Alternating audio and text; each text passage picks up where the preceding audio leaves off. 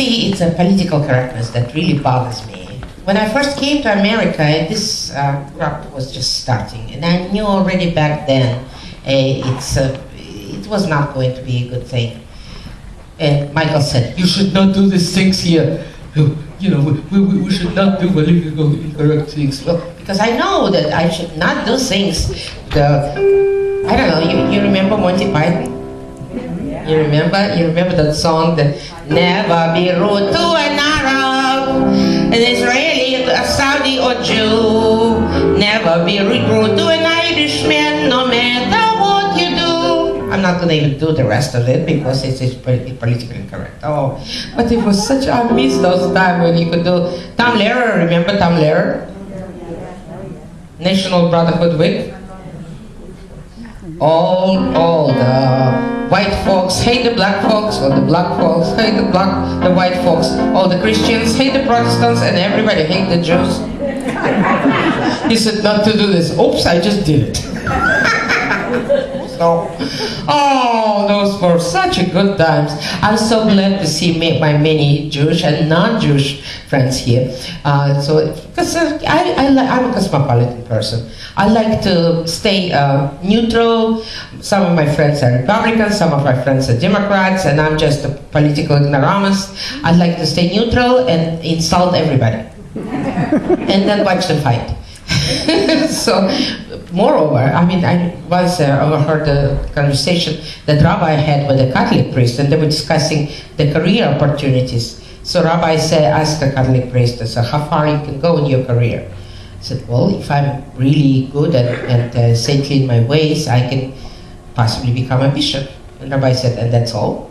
I said, well, if I'm really, really good, is my battery dying? If I'm really good, I can possibly become a cardinal. And Rabbi said, and that's all?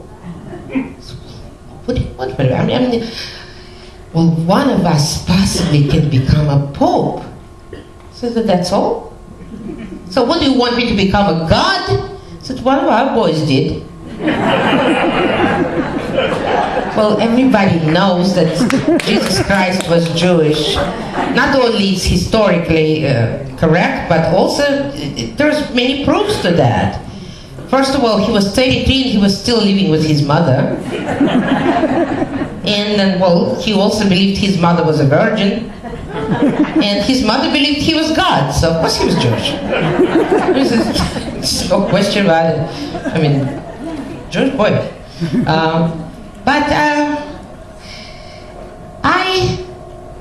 I'm going to surprise you and do something else altogether. Because the world seems absolutely crackers. With nuclear bombs blown up sky high, the fools and idiots sitting on a trigger. It's depressing and it's senseless, and that's why I like Chinese. I like Chinese. They only come up to your knees, yet they're always friendly and they're ready to please. I like Chinese. I like Chinese. There are 900 millions of them in the world today. You better learn to like them, that's what I say. I like Chinese food. The waiters never are rude. Think of many things they've done to impress. The Maoism, Taoism, Mahjong and chess. So I like Chinese. I like their tiny little trees. The Zen, the ping pong, the yin and yangies. I like Chinese thought. The wisdom that Confucius taught. If Darwin is anything to shout about, the Chinese will survive us all without any doubt. So I like Chinese. They only come up to your knees. They're wise and they're witty and they're ready to please. All together, I like Chinese. Yo, I'm Joran. That's in Chinese. I just learned Chinese. Yo, I'm Joran. Hamanyo, hi that Jen. I like Chinese. The food is guaranteed to please. A 14, a 7, and 9 elite cheese. I like Chinese. I like Chinese. I like Chinese. Well, I love Chinese food. You know, I asked so many people, what is that love affair that Jewish people with Chinese food? I really cannot get coherent answer. I mean, I can't understand. Come Christmas, everything is closed. Chinese restaurants are full of Jews. I mean, I don't know what's with that. But that's the thing, Chinese food. So I just found out the truth about it. Because that's what it is. That's true, isn't it true?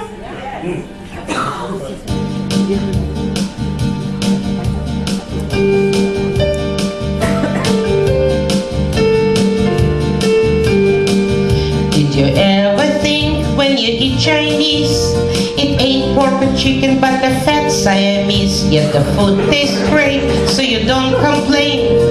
But that's not the chicken in your chicken chow mein. Seems to me I ordered sweet and sour pork, but it's Garfield on my fork.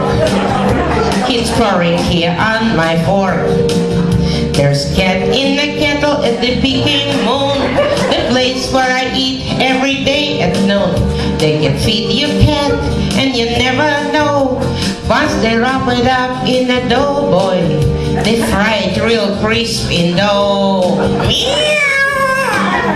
Come kitty kitty, come for dinner.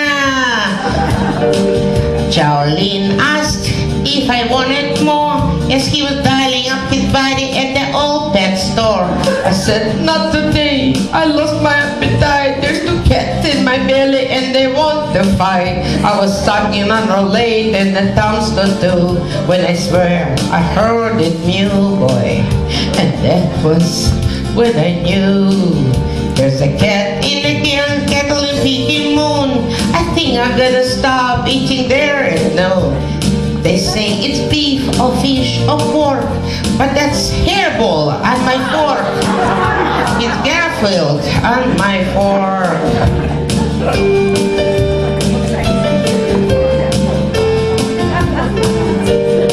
I'll tell you, when I was rehearsing this song, every time I do this song, my cat's looking at me like, I swear my daughter's life is true. But every time I do this meow, and Lucy's looking at me like, am I next?